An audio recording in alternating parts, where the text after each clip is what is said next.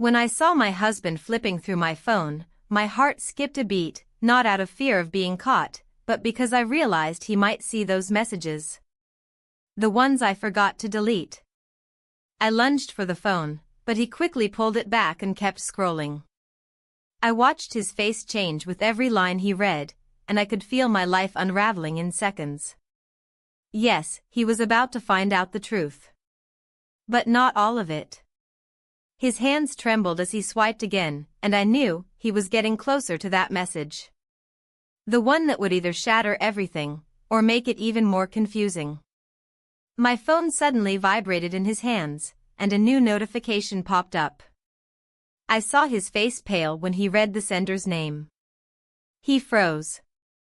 Didn't even blink. I bit the inside of my cheek, old habit when I'm nervous. My nerves were twisted with the dread of knowing what I had done. His breathing grew louder. I could hear it from across the room. This was the moment I feared the most. Because 3 months ago, I made a mistake, the kind that changes absolutely everything. And now, I didn't know how to fix it. But maybe, before you judge me, I should tell you what really happened. Let me share the secret I tried to bury for so long. And before I do, leave a comment below with the city you're watching from, and tell me, have you ever had a secret you tried so hard to hide, only for it to come crashing down in the end? It started, like most things, without any particular warning.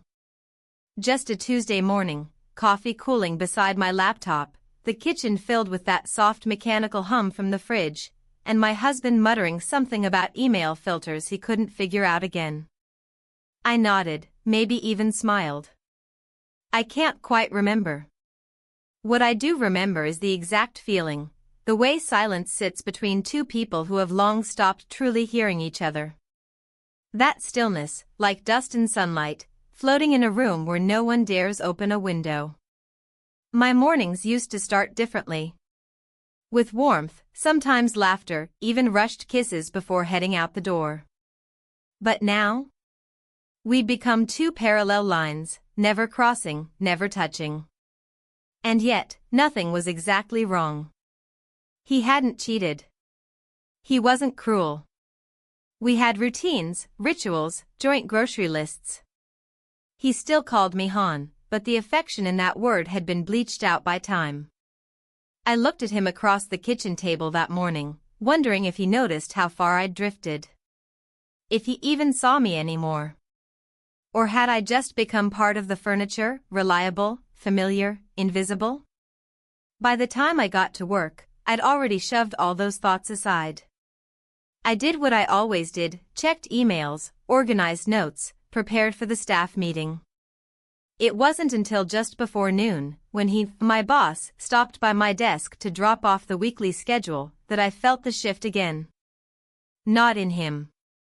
In me. He didn't linger. Didn't flirt. Didn't smile any differently than usual. But there was something in the way his fingers brushed mine when handing the paper. Or maybe I imagined that. Maybe I wanted to imagine it. Because that touch sent a faint tremor through my stomach, the kind you feel when a memory stirs, or when something forbidden brushes too close to your skin. I dismissed it, of course. Waved it off like static. I wasn't someone who flirted at work. I had a marriage, a reputation, a life built on being solid and dependable. But that didn't stop me from glancing toward his office 3 times before lunch. And when I caught him doing the same, looking in my direction, quickly looking away, something cracked open inside me. That week blurred by in meetings, spreadsheets, deadlines. Yet underneath it all, there was a low hum of awareness. Every time I passed him in the hallway. Every time our chairs faced the same direction during a briefing. Every time his arm grazed mine while reaching for the coffee pot. It wasn't attraction, not exactly. It was attention. And for the first time in a long while, I was being seen. At home, the silence deepened. My husband had taken to watching TV on his phone in bed, earbuds in, laughing softly at something I wasn't a part of. I'd scroll through social media next to him, both of us glowing blue in the dark like strangers in a hotel. Sometimes he'd place a hand on my leg under the blanket, more out of habit than desire, and I'd shift, pretending to be asleep. On Friday afternoon, an internal memo came through. The annual leadership retreat would be held next month, 3 days on the coast, all department leads expected. I felt my heart jolt. Not because of the location, I'd been there before, but because of the unspoken implications. I was the only one from my team attending. And he was going, of course. He was heading the entire retreat. I stared at the memo longer than I should have, the words swimming a little. I already knew what my husband would say, sounds nice, without meaning it. Without asking who else was going. Without asking if I'd miss him. And that knowledge made something inside me ache. Later that evening, over takeout and half-watched reruns, I mentioned it in passing. 3 days on the coast next month, I said, poking at my noodles. He didn't look up. Work thing? Yeah.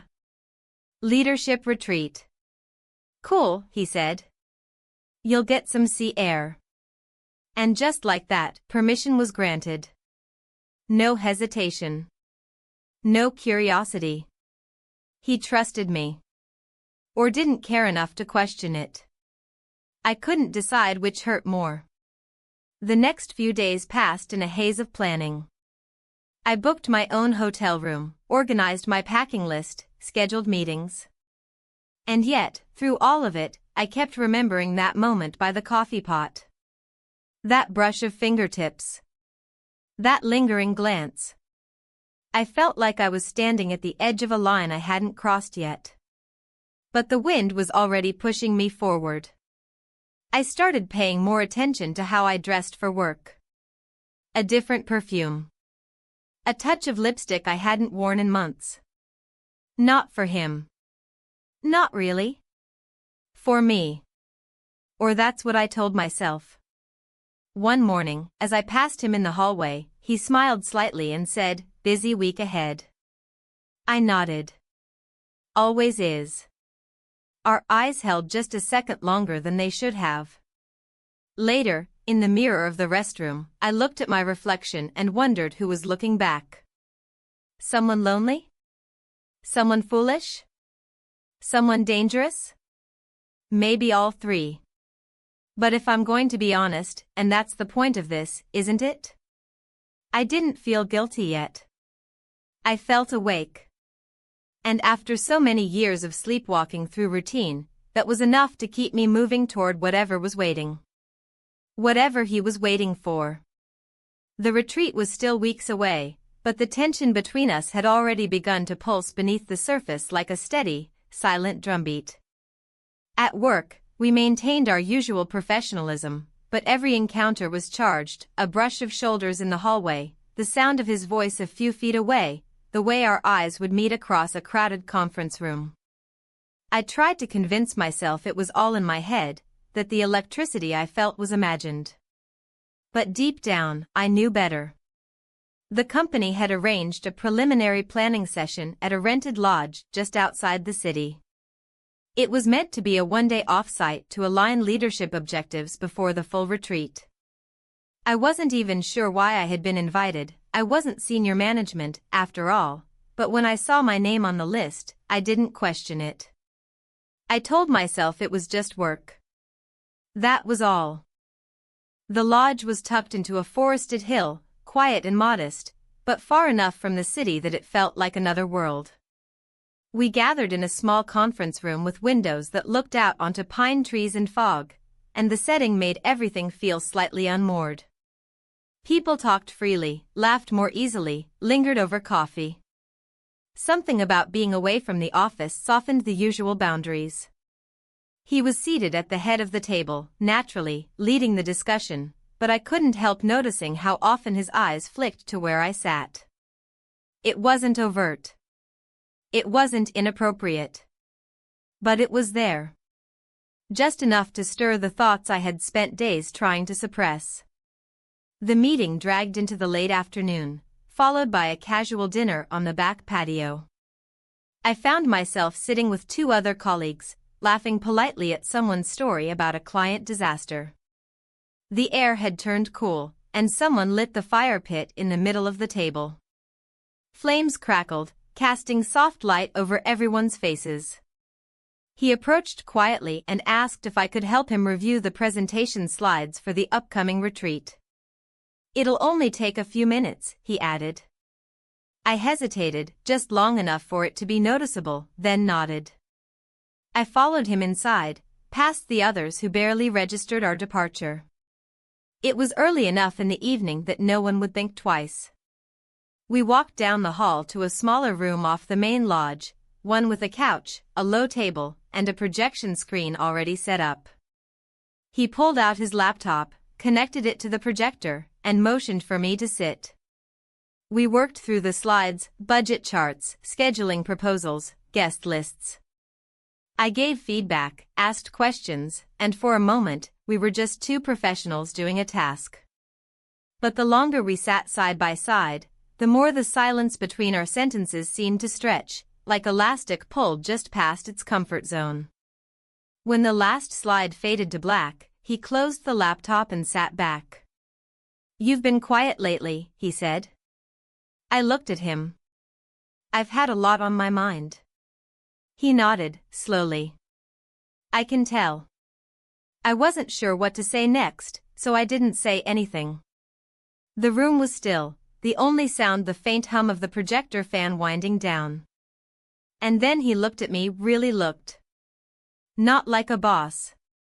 Not like a colleague. But like someone who had been waiting for a moment to be alone with me. It wasn't predatory. It wasn't even assertive. It was just honest. "I think about you," he said simply. My breath caught in my chest. I didn't know how to respond. I was suddenly aware of everything, my heartbeat, the pressure of my legs crossed beneath me, the slight tremor in my fingers. I wanted to say something back, but my mouth was dry. He didn't move closer. He didn't touch me. He just waited. Part of me wanted to run. To grab my bag and pretend this never happened. But another part, the one I hadn't let speak for years, was screaming for something else. For connection. For risk. For a crack in the wall I'd built around myself. I stood up first, not sure what I was doing. My legs felt strange, unsteady. He stood too, slower, more careful. I took a step forward. So did he. And then, without a word, we kissed. There was no build-up. No orchestration. Just two people pulled together by a current that had been growing stronger with every passing day. The moment was warm, weightless, and terrifying. When it ended, I stepped back. He didn't follow. His expression was unreadable, but not regretful. Just still. I didn't say anything. Neither did he. I left the room without looking back. Outside, the fire pit had burned lower. Someone had brought out a speaker, and soft music played in the background. I returned to my seat, smiled at a joke I didn't hear, drank from a glass I didn't remember picking up. My body was present. But my mind was somewhere else entirely. On the drive home that night, the silence in my car felt deafening. I replayed the kiss again and again, trying to make sense of it. Was it real? Did it mean anything? Or was it just a moment, one spark in a life gone dim? When I got home, my husband was on the couch, watching a game. He looked up briefly, asked how the off-site went, then returned to the screen. I told him it was fine. That I was tired. That I needed a shower. In the bathroom, I stood under the hot water far longer than necessary. My thoughts were a tangled mess, not of guilt, exactly, but confusion. I hadn't planned for any of this. I hadn't gone looking for it. But that didn't mean it wasn't real. That night, I lay beside my husband and listened to the even rhythm of his breathing. I stared at the ceiling and thought about what had changed. The truth was, nothing had. Not yet. There had been no affair. No confessions. Just a kiss. But everything felt different. As if a door I didn't know existed had opened, and now I couldn't unsee the view beyond it. I didn't know what would come next. But I knew the line had been crossed. The Monday after the lodge meeting felt heavier than usual. Everything was technically the same elevator ride, the same chipped mug at my desk, the same flood of unread emails, but I wasn't the same. Something inside me had shifted, and no matter how carefully I tried to hide it, I could feel it under my skin, humming like a hidden current. I'd convinced myself that the kiss, that moment in the quiet room, was just that, a moment. A lapse. An isolated impulse. But the truth was harder to swallow. It had been building for weeks, maybe longer, and I had done very little to stop it. I'd leaned into the electricity, danced near the edge, and now I had crossed it. Whether it meant anything to him, I didn't know. But to me, it had opened a crack I couldn't seal shut. At my desk, I avoided looking at his office. I kept my head down, fingers moving through spreadsheets and calendar reminders, but none of it held my focus. My mind wandered to that night, over and over again, dissecting every breath, every pause. I hated how much space he occupied in my head. I hated that I couldn't tell if I wanted to see him or not. He passed by my desk around mid-morning, nodding politely, saying something about a meeting running late. His tone was neutral, his expression unreadable. There was no sign of what had happened between us, no tension, no acknowledgement, nothing. I couldn't decide if that hurt or relieved me. At lunch, I sat in my car instead of joining the others.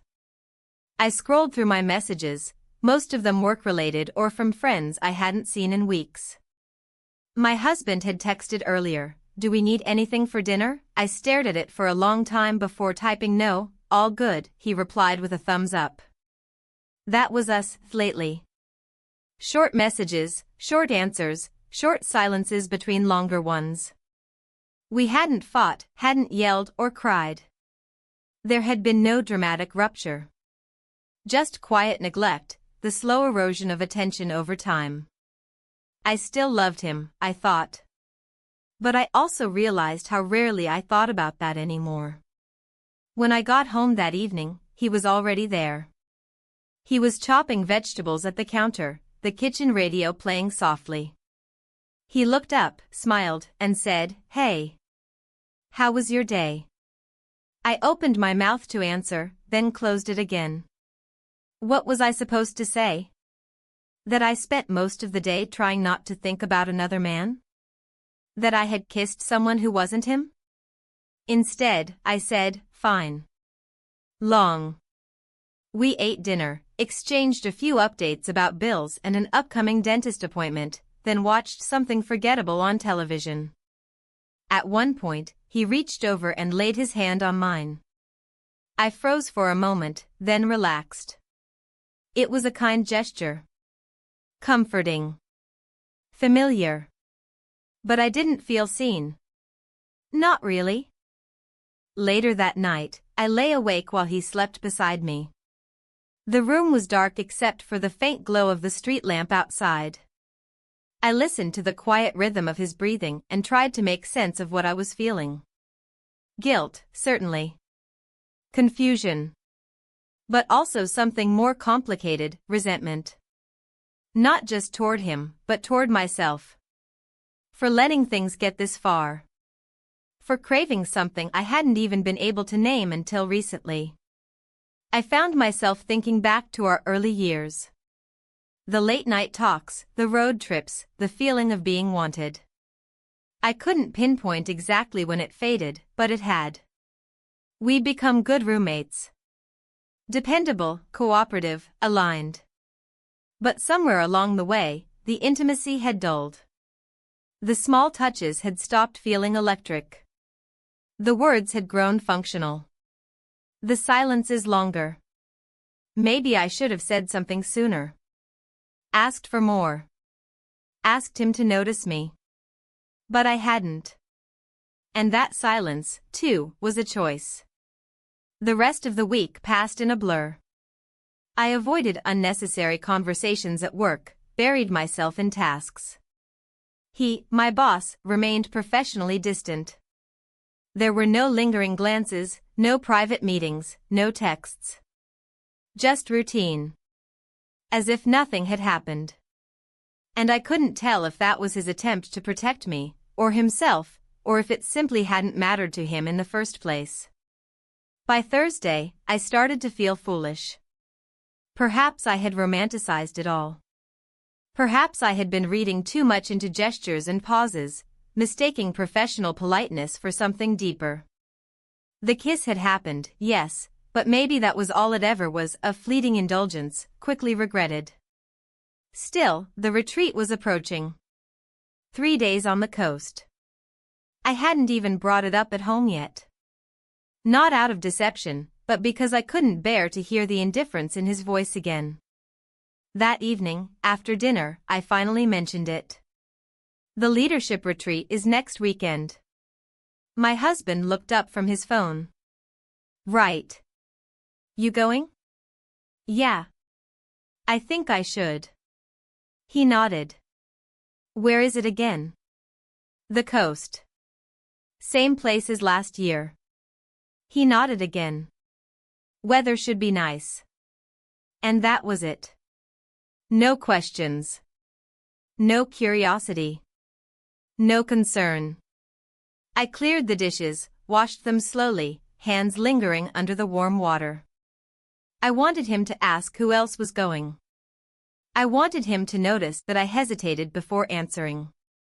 I wanted him to see me. But he didn't. And that, more than anything, made my chest ache. On Friday, I stayed late at work to finish preparing for the retreat. The office was mostly empty. I sat at my desk, finalizing presentation materials, trying to ignore the quiet throb in my temples. He walked past once, paused briefly, then kept going. Neither of us spoke. As I packed up, I looked toward his office. The lights were off. I took a deep breath and headed home. In the car, I caught my reflection in the mirror. I didn't look guilty. Or sad. Just tired. Tired in a way I didn't know how to fix. That night, as I zipped up my suitcase, I realized how carefully I had selected everything. Not just practical clothes, but pieces I hadn't worn in years, things that made me feel alive, or at least reminded me of who I had been once. I folded them gently, one by one, and placed them inside. Not because I had a plan. But because a part of me had already stepped off the ledge. And I didn't know how to climb back. The drive to the coast took longer than expected. There was unexpected construction along the highway, and for most of the trip, the traffic moved at a crawl. I sat behind the wheel, my fingers gripping the steering wheel too tightly, the tension in my shoulders gradually building. The radio played quietly, something soft and instrumental, but it barely registered. My mind was elsewhere. It had been for days. I hadn't told my husband much about the retreat. Just the basics: dates, location, that it was mandatory. He nodded when I told him, offered to help me pack, then got distracted by a phone call and never followed up. I didn't remind him. I didn't ask for anything more. And he didn't notice. The sky began to shift as I approached the coast. The sun dipped behind a wall of gray clouds, and the road grew more narrow, winding through pine trees and weathered motels. The ocean appeared suddenly, a wide, endless sheet of cold steel water beyond the dunes. It was beautiful in a quiet, lonely way. The resort was modest. A few low buildings arranged around a central courtyard, wood-paneled walls, large windows facing the ocean. It wasn't luxury, it didn't try to be, but it had a certain charm. Practical, isolated, efficient. The kind of place that encouraged work but invited escape. I parked and grabbed my bags, checking in quickly. The woman at the front desk handed me a keycard and a map of the property. My room was on the second floor, facing the water. I walked up the stairs slowly, my suitcase rolling softly behind me, and tried to ignore the tightness in my chest. There was no reason for it. Not really. Just nerves. Just the weight of everything I hadn't allowed myself to feel until now.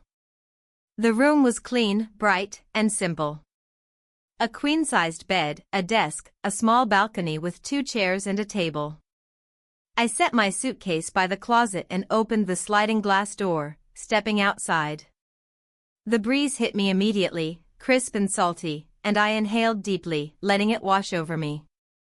Below, a few colleagues were already gathering. I recognized some of them, a team lead from marketing, one of the HR managers, a junior executive from finance. All smiles and small talk, drinks in hand. I wasn't ready to join them.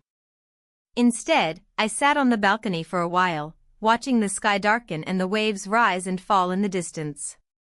The rhythm of the sea had always comforted me, even as a child. It reminded me of something constant, something that didn't ask questions, didn't change course. Just movement. Just breath. Eventually, I showered, changed, and headed downstairs for the welcome dinner. The dining hall was set with long wooden tables, lit by low-hanging lamps that cast a golden glow. The atmosphere was casual, pleasant, filled with the clinking of silverware and soft laughter. He arrived late. I felt him enter the room before I saw him. It was like the shift in air pressure right before a storm. Subtle but undeniable. He greeted a few people near the door, nodded politely, shook hands. Then his eyes found mine. Just for a second. Long enough. He didn't come over. Didn't sit near me. I didn't expect him to. We acted like professionals. We were professionals. After dinner, there was a short briefing about the weekend's schedule. Team-building exercises, breakout sessions, presentations. It was all structured, time-boxed, safe. I listened carefully, took notes, asked a question or two.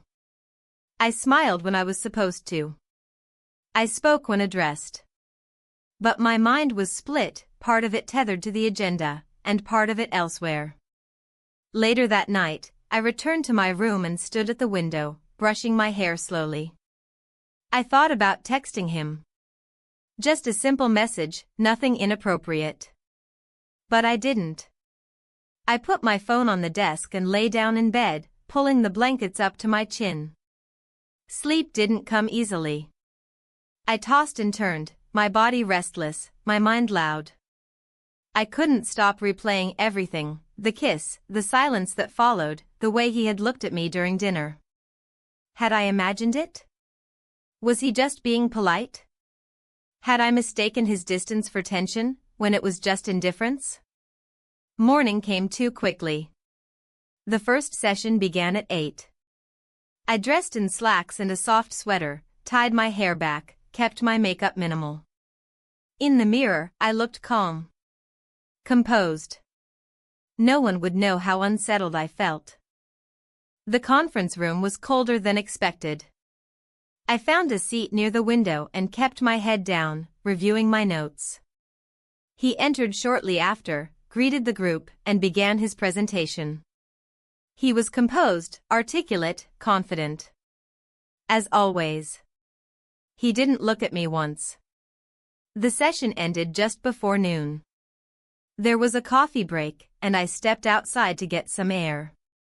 The ocean was louder today, the waves crashing with more urgency.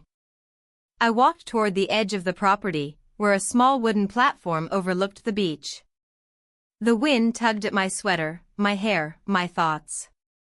I stood there for a long time, watching the horizon blur into mist. I heard footsteps behind me but didn't turn. He stopped a few feet away. You okay? He asked, his voice quiet. I nodded. Just needed a moment. He didn't respond right away. When he did, it was soft.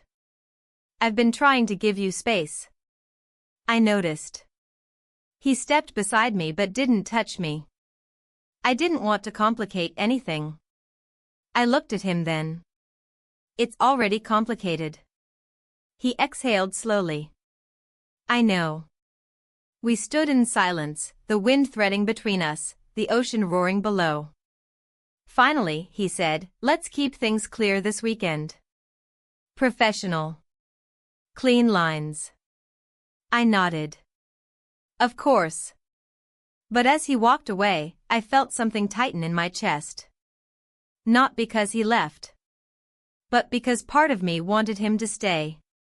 The rest of the day passed in a haze of meetings, group exercises, and polite interactions. We spoke only when necessary, always with the right tone, the right distance. No one would have guessed. No one would have seen the crack beneath the surface. That evening, I sat on my balcony again, wrapped in a blanket, sipping tea.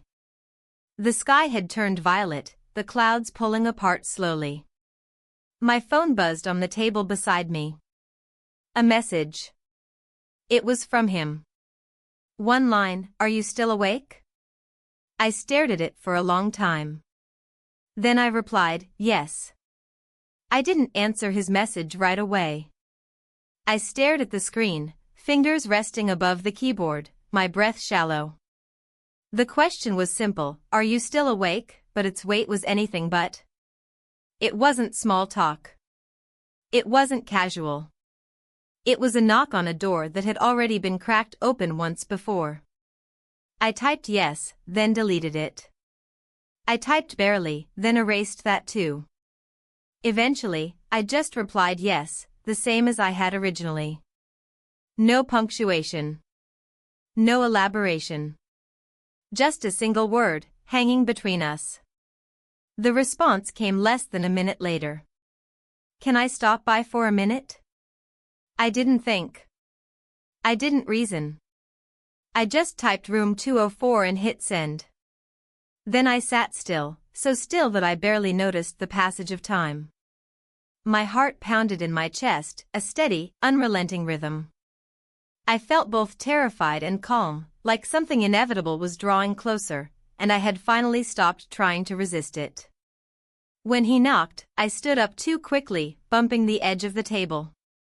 The sharp jolt grounded me. I walked to the door slowly, hand trembling as I reached for the handle. When I opened it, he was there, hands in his pockets, eyes searching mine. He stepped inside without a word, and I closed the door behind him. For a moment, we stood in silence, the air charged with everything unspoken. Then he spoke, voice low. This isn't how I planned any of this. I nodded. Neither did I. He walked to the window, looking out toward the ocean. The curtains swayed with the breeze, letting in the sound of waves. His back was to me, his posture tense. I told myself I'd keep things clear, he said. Professional. Detached. So did I said, my voice quieter than I expected. He turned to face me. His expression was unreadable, not cold, not warm. Just open. Raw. I keep thinking about that night, he said. And how it wasn't just a mistake. It wasn't just impulse. I didn't answer. I couldn't. My thoughts were tangled, my throat tight. He took a step closer. Then another. And we kissed. This time, I didn't hesitate. I didn't step back. There was no calculation, no careful logic. Just heat. Just breath. Just the kind of closeness I hadn't felt in years, the kind that made everything else fade. When it ended, we stood with our foreheads touching, neither of us speaking. The moment hung in the air, fragile and dense. He pulled back first, his eyes searching mine again. If this changes everything, are you ready for that? I swallowed. No, I whispered. But I'm still here. We didn't talk much after that. He didn't stay long. We didn't need to say more. When he left, the door closed with a soft click, and I sat on the edge of the bed for a long time, staring at the space he'd just occupied. My hands were still trembling. I didn't sleep much that night. My body was heavy with emotion, and my mind refused to settle. The air in the room felt different, warmer, fuller. Like it had absorbed something that wouldn't leave, no matter how wide I opened the windows. In the morning, I woke early and stood by the window, watching the waves move in long, rolling patterns. The sky was pale, almost colorless, as if still waking up.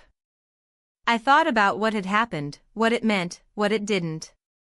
There were no clear answers. Downstairs, breakfast was quiet. People chatted about the schedule, the weather, the evening bonfire planned by the organizing committee. I smiled, responded when spoken to, took small bites of dry toast. Everything felt muffled. Like I was underwater.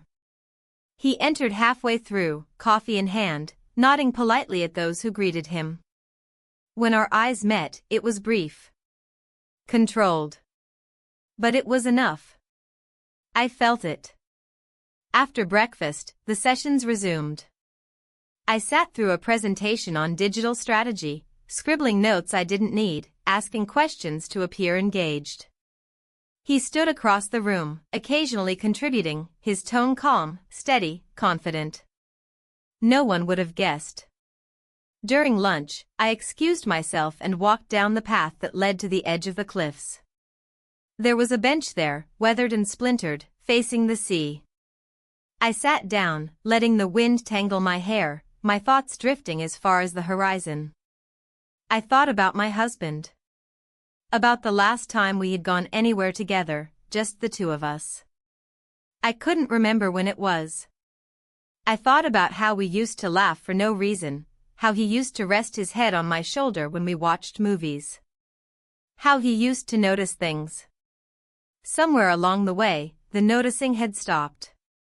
I pulled my jacket tighter around me and watched a group of gulls dive near the rocks. The sun was beginning to lower, casting long shadows. I didn't know how long I'd been out there, but eventually, I stood and walked back, my shoes crunching softly on the gravel.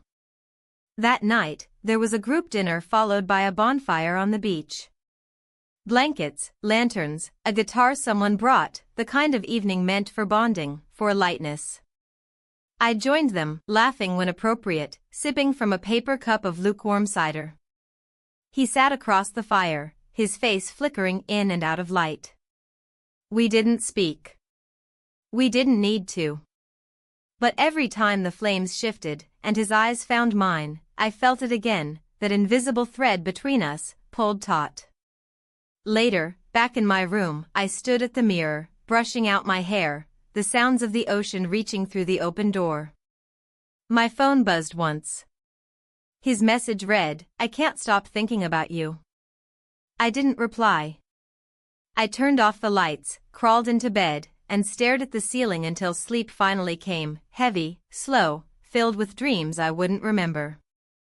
The retreat ended 2 days later, but something inside me stayed behind, a version of myself I hadn't seen in years, one who felt both terrified and alive.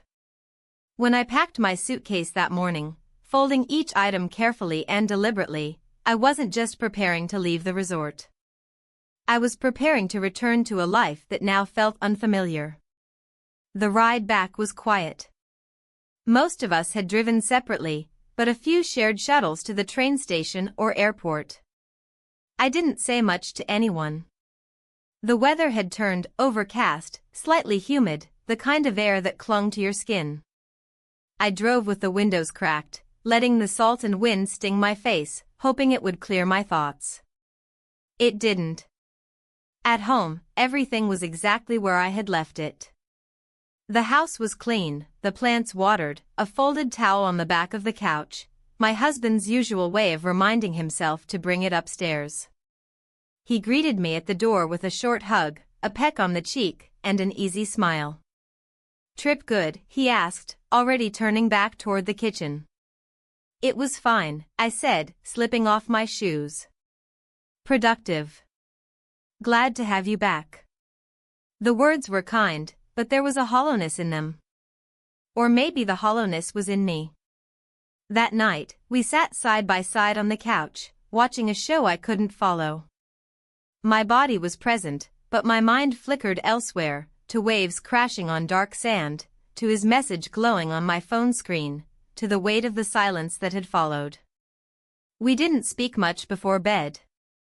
I brushed my teeth while he scrolled through something on his phone. In the mirror, I looked tired, not from the retreat, not from the travel, but from the dissonance between who I was and who I had pretended to be for so long. I lay in bed, staring at the ceiling again, listening to my husband breathe. He fell asleep easily, as he always did. I envied that. My eyes refused to close. I kept replaying moments like film strips on loop, the balcony, the firelight, his eyes across the table, the words neither of us could take back.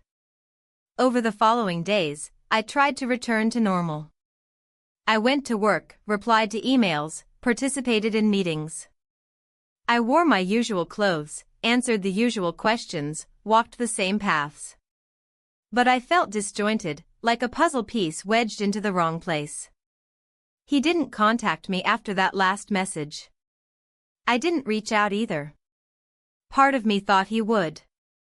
Part of me hoped he wouldn't. The absence felt intentional, and it both relieved and devastated me.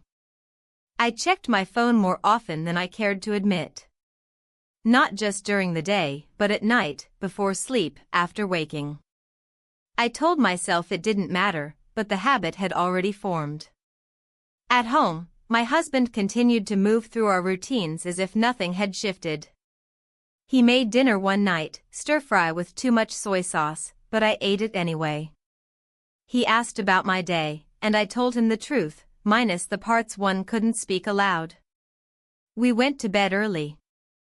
We didn't touch. The tension between us was different than it used to be. It wasn't anger or resentment. It was absence.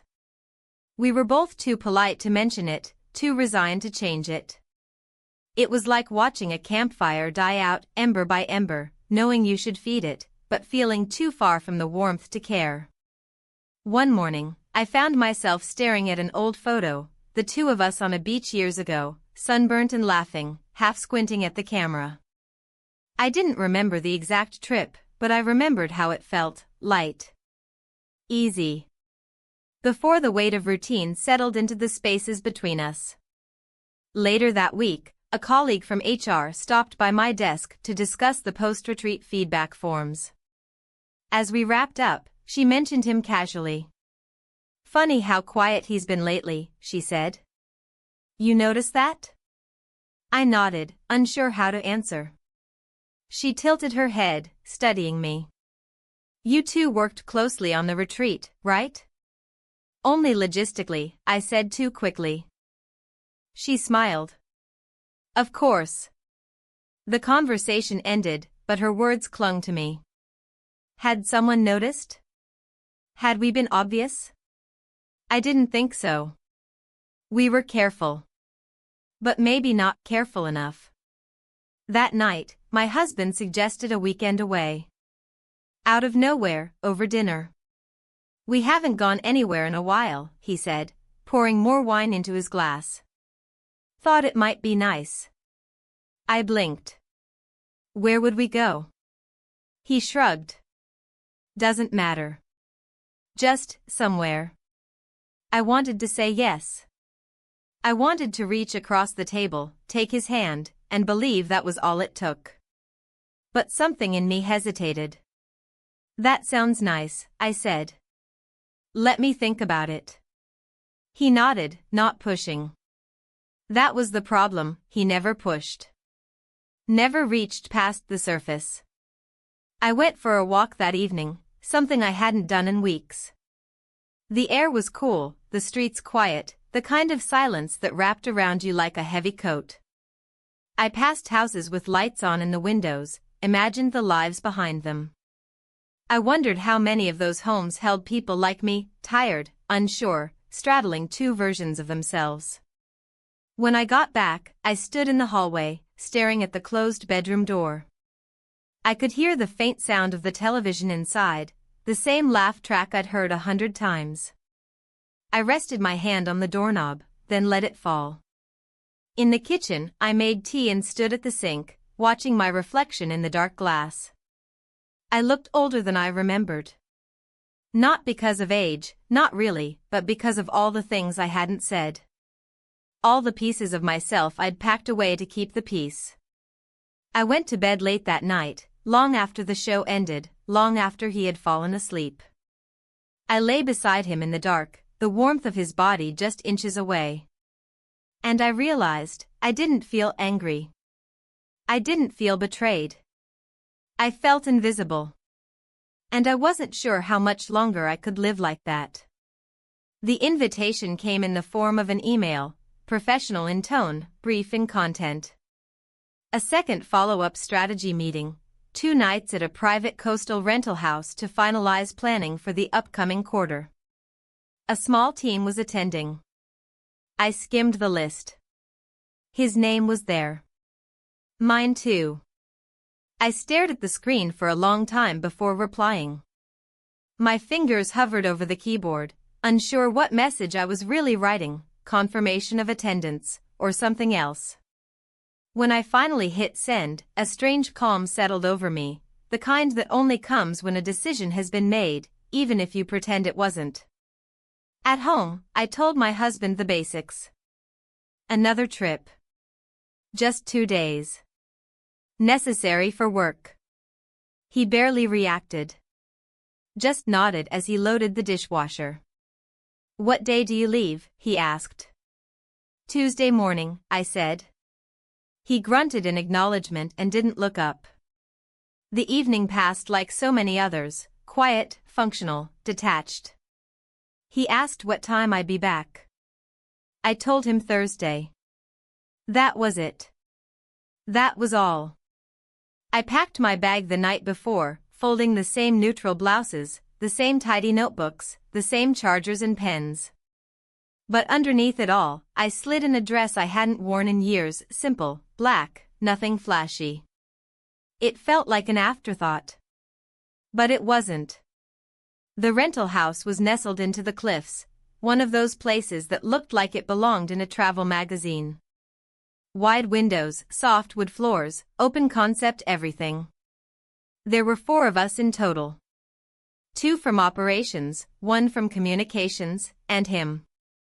We greeted one another with polite smiles, exchanged itineraries, divided rooms. No one questioned the setup. I was given the guest room at the end of the hall, overlooking the ocean.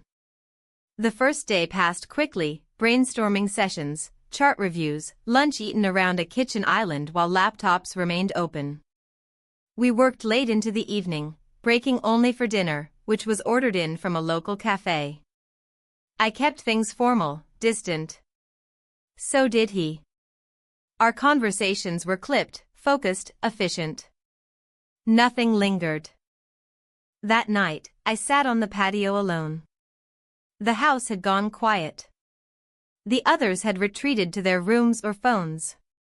The sound of the ocean was louder here, crashing into the rocks below like a metronome set just off rhythm. The wind tugged at my sweater, and I clutched my tea tighter. My phone buzzed once. His message was short. Still up? I didn't reply. I didn't need to. A few minutes later, the sliding door creaked open behind me. He stepped out silently and stood a few feet away. Neither of us spoke. We just stared out into the night. I thought we were done, he said softly, not turning. Maybe we are, I replied. He glanced at me then. You don't sound convinced. I'm not. The silence stretched again. Then he stepped closer, just enough that I could feel the warmth of his body near mine. But he didn't touch me. "We can pretend this never happened," he said. "We can walk away from it." I didn't move. "Can you?" His answer didn't come in words. We stood there for a long time, not touching, not speaking, but closer than we had been in weeks.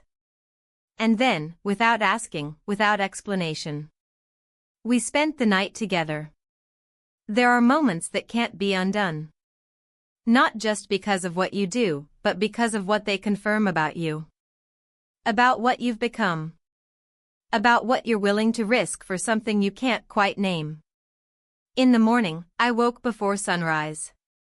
The room was dim, the air cool, the space beside me empty. I pulled the blanket tighter around my shoulders and sat up slowly, my body heavy with realization. Not regret, at least, not yet, but a kind of quiet knowing.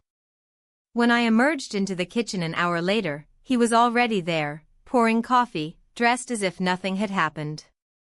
He glanced up. "Morning." I nodded. "Morning." And that was all. We resumed our work. The others joined us. The schedule picked up again. Reports, metrics, upcoming presentations. No one suspected. Or if they did, they didn't say. But something inside me had shifted again. I saw it in the way I spoke during the final session, clearer, more grounded. I saw it in the way I watched the others, how distant they felt now, how far removed from what I had just allowed into my life. I wasn't one of them anymore. I had crossed into another version of myself, one that would not be erased. On the drive home, the weather was colder. The sky grayed. The ocean to my left roared louder than before, or maybe I was just listening now. I didn't cry. I didn't smile.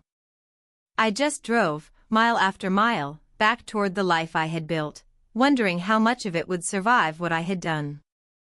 My husband was home when I arrived. He greeted me at the door, took my suitcase, kissed my cheek. I asked about his week. He told me about work, a neighbor's dog, a grocery sale. I nodded, laughed in the right places, set the table for dinner. He didn't ask how the retreat went. I didn't volunteer. That night, he reached for me in bed for the first time in weeks. Not with urgency, not with affection, but out of habit. I flinched. Not visibly, not enough to register. But I felt it. That reflex. That pull away. He didn't notice. And I didn't correct him. I closed my eyes, letting his arm rest across me like a blanket I didn't ask for. My body lay still, my mind adrift. I thought about the cliffs, the patio, the darkness pressing in around two people who had lost track of their lines. And I realized I was no longer standing at the edge. I had already jumped. There's a particular quiet that settles after something irreversible. It isn't loud or immediate. It doesn't announce itself. It simply arrives and lingers in corners, in glances, in the spaces between questions that are never asked. That's how the days felt after I came back, coated in that silence. He didn't message me. Not even a thank you, not a check-in, not a line to ask if I was okay. And strangely, I didn't reach out either. There was no anger between us. Just distance. A mutual retreat from something we had both leaned into, then immediately recoiled from. It wasn't that I regretted it. It was that I didn't know where it belonged in the architecture of my life. And I didn't know where to put myself anymore either. Work resumed its rhythm. Meetings, reports, performance reviews. I sat in conference rooms beside people who smiled politely, laughed at office jokes, spoke about holiday plans. I did the same. No one suspected a thing. He kept his distance, professionally and personally. We interacted when necessary, but our voices lost their inflection. There was no depth, no warmth, just efficient exchanges. That should have made it easier, but instead it added to the hollowness. I began to feel like I had made a leap toward something, only to land in a space more empty than where I'd started. At home, the routine held firm.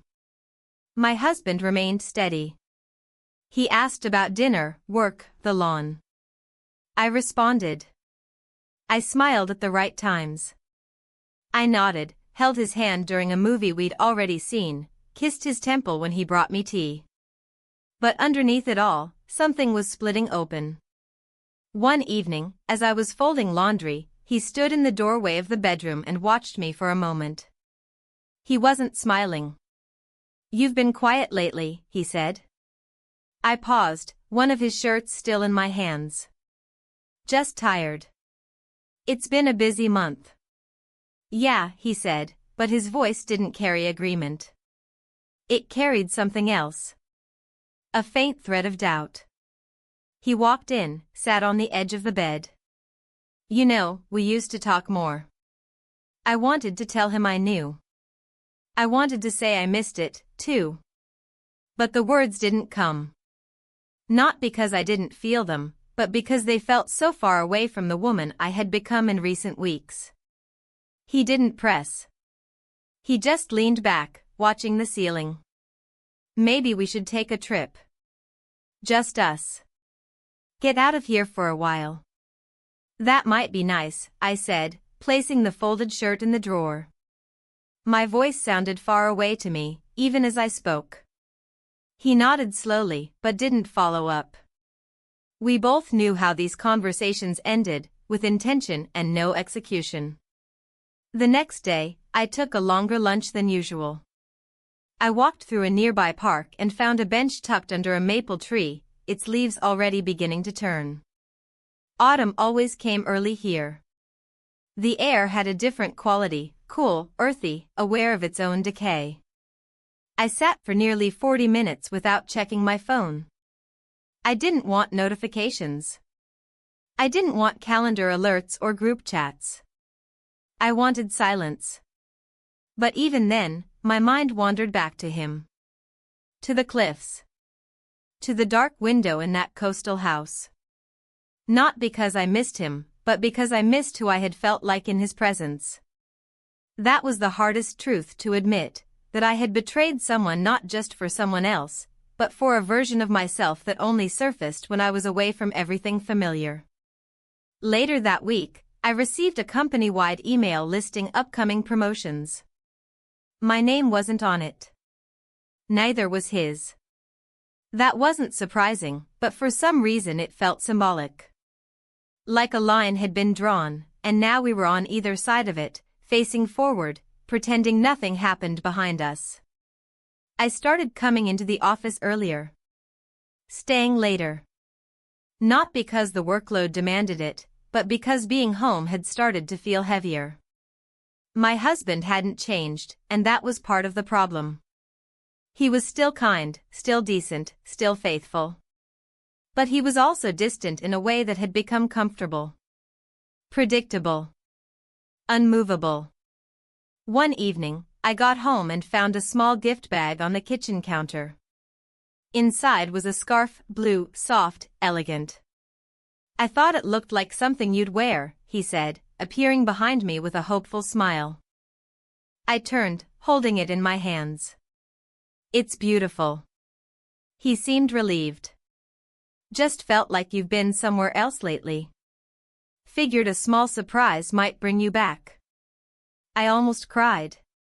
Not because of the scarf. But because he was trying. And it was too late.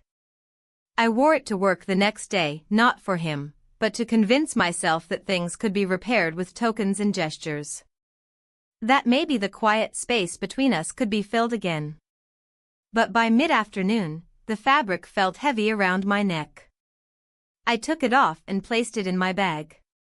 That night, I sat at my desk long after everyone else had left. The lights in the building dimmed one by one, casting the floor in soft shadows. I stared at the city outside the window, the cars, people, lights flickering in windows. And I wondered how many other people were hiding from their own lives like I was.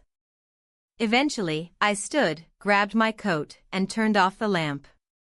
But instead of heading home, I drove. Not to his place. Not to anywhere in particular.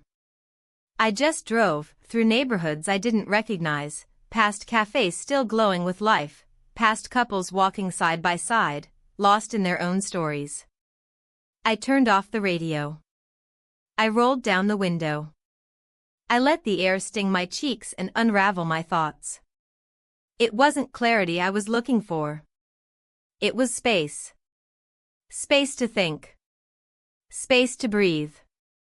Space to finally hear the parts of myself I'd been silencing for years. When I finally returned home, the house was dark. My husband had left a lamp on in the hallway, a habit he had kept since the early days of our marriage. I stood in that warm pool of light and listened. Everything was still. Too still. I went to bed without brushing my teeth. I lay down beside him and faced the other way.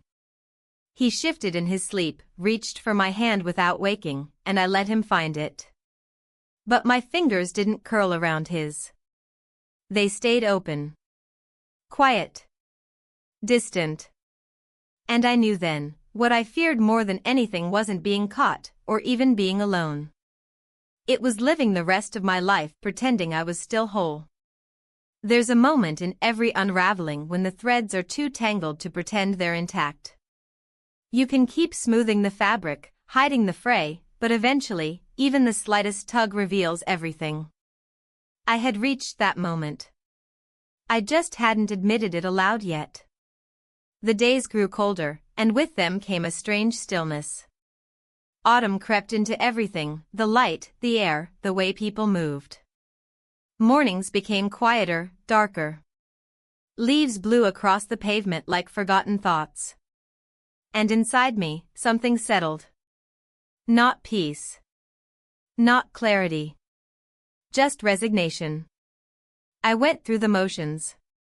I answered emails, scheduled meetings, submitted reports. My performance didn't falter, but my attention became selective. I responded only when necessary, avoided casual conversations, retreated into myself. I think people noticed, but no one said anything. In offices, we learn to overlook what makes us uncomfortable. He and I barely interacted now. It wasn't tension, it was absence. The kind that's too wide to cross. We passed each other in hallways, nodded in meetings, CC'd each other on updates. He never texted again. And I never asked why. Some doors, once closed, feel heavier each time you consider opening them. At home, my husband became unusually attentive, as if he sensed something shifting but couldn't name it. He started cooking more often, lighting candles at dinner, asking how I slept. He suggested a weekend getaway again, this time with brochures and hotel options. I smiled. I thanked him. I said I'd check my calendar. But I didn't want to go. It wasn't that I didn't appreciate the effort. I did. But it felt misdirected, like watering a tree that had already rotted from the roots. I wanted to want it. That was the hardest part. I wanted so badly to be the version of myself who still found safety in his gestures. But she wasn't here anymore. Or maybe she never was. One evening, I stood in the kitchen washing dishes, and I felt him come up behind me. He didn't say anything at first, just reached around me to grab a towel. But he lingered, and when I turned, he was studying my face like it was a puzzle he used to know how to solve. "Are you okay?" he asked. I opened my mouth. Closed it again. "Yeah. Just tired." He nodded slowly, unconvinced. "You've been somewhere else lately." "I know," I said. He didn't press, and I didn't offer more. We dried the dishes in silence. That night, I lay in bed staring at the ceiling, trying to picture what my life would look like if I said the truth. If I sat across from him at breakfast and confessed it all, not just the betrayal, but the emptiness, the ache, the loneliness I'd carried even in the room we both shared. I imagined his face. The silence. The weight of it. And then I imagined the relief. I didn't know which version scared me more. The next morning, I woke before him. The sky outside was still blue-gray, the light just beginning to seep through the blinds. I made coffee, stood at the window, and watched the world stir awake. A woman jogged past with her dog, a kid rode a bike too fast down the sidewalk, a delivery truck rumbled by. Normal things. Ordinary. Predictable. And I felt completely apart from it all. At work, I cleared my calendar and asked for the afternoon off. I told my team I had errands. No one questioned it. I drove without direction at first, just letting the road choose for me. Eventually, I ended up near the coast, not the retreat house, not the cliffs, but a small stretch of beach I hadn't visited in years. The air was bracing. I pulled my jacket tighter and walked slowly along the shoreline, letting the wind numb my fingers and face. The tide was low, revealing jagged rocks and tangled seaweed. I stood still for a long time, listening to the waves. Then I sat on the sand and let the quiet in. I thought about the first time I'd felt the pull towards something outside my life. It hadn't been about him, not really. He was just the door. What I'd stepped into was something more complicated. A hunger I hadn't acknowledged. A part of me that had gone ignored for too long. And the truth was, it wasn't just about love or passion or even escape. It was about being seen. Truly seen. Not as a wife, or a worker, or a woman holding things together. But as a person still in motion. Still changing. Still full of contradictions. That evening, I returned home after sunset. The house was quiet. My husband was upstairs, folding laundry. I stepped into the kitchen, dropped my keys in the bowl by the door, and stood still. The scarf he'd given me was draped over the back of a chair. I hadn't worn it again since the day he gave it to me. I picked it up, ran my fingers along the fabric, then placed it back down. We ate dinner together that night. I don't remember what we cooked. Something simple. Something easy to chew and swallow while pretending everything was fine. We talked about the heating bill, the car maintenance schedule, the neighbor's new puppy. He laughed at one point. I think I smiled. Later, as I was brushing my teeth, I looked at myself in the mirror. I didn't see guilt anymore. Or fear. I saw someone standing on a fault line, knowing the next shift could change everything, and wondering if she'd finally let it.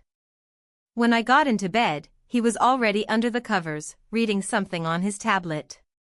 He glanced over. Feeling better? A bit, I said. He smiled, warm but tired. Good. Then he turned off the light. I stared into the dark for a long time. And quietly, without a sound, I made a decision. Not one I spoke aloud. Not one I acted on that night. But one that sat in my chest like a stone. Because something had to change.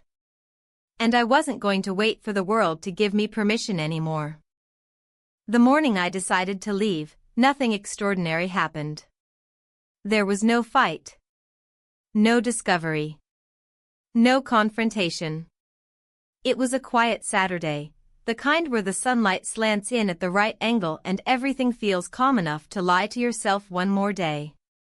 But I didn't. I woke before him, as I often did. The light had only just begun to spill across the floor.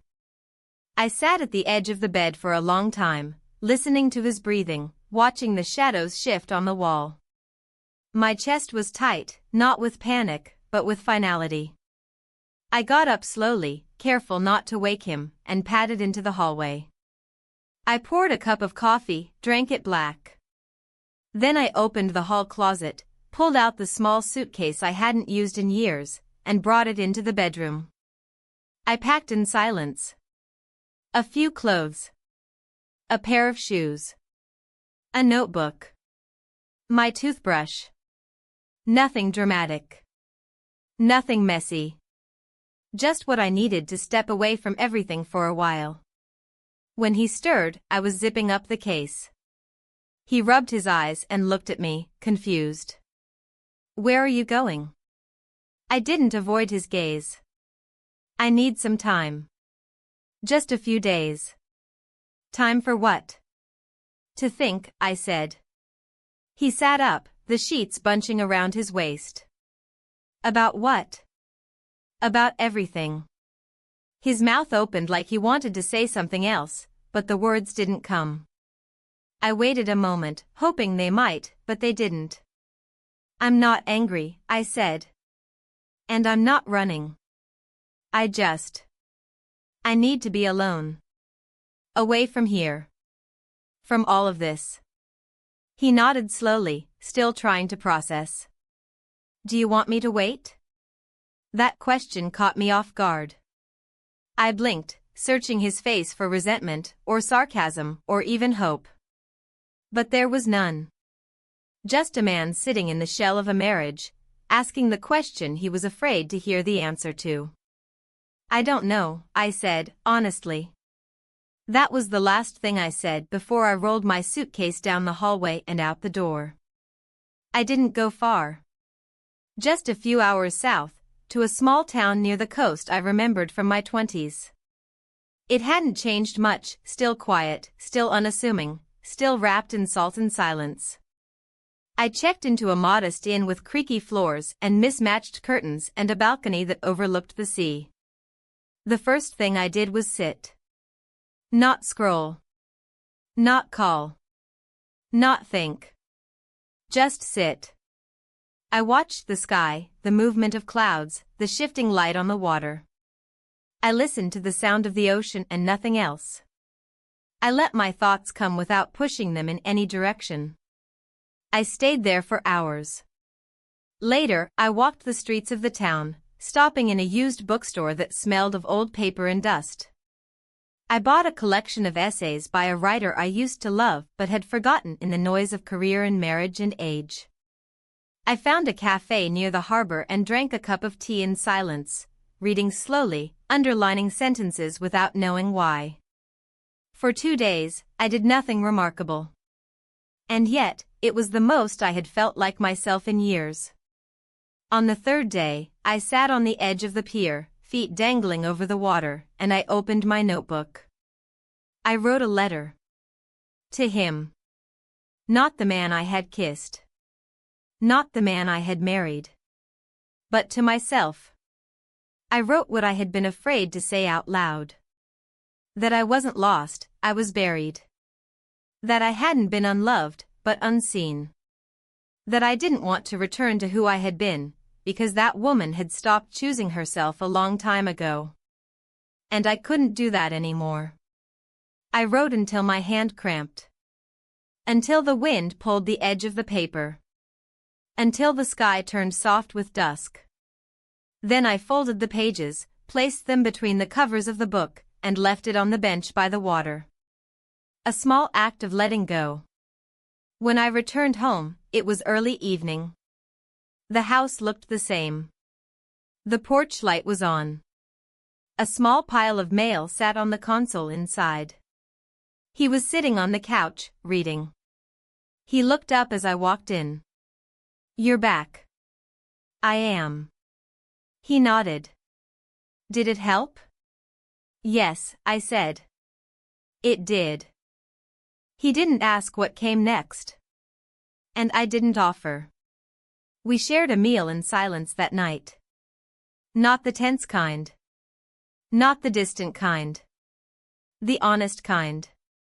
And when we cleared the table, I said, "I think I need to be on my own for a while." He swallowed hard. "Okay. I don't know for how long." "I know." We didn't cry. We didn't yell. We didn't assign blame. It was just the end of a sentence we had been too afraid to finish. The next morning, I packed more deliberately. Not in secret. Not in silence. Just with care. I left the house not as a wife, or as a woman fleeing from guilt, but as someone walking toward herself. I didn't look back when I closed the door.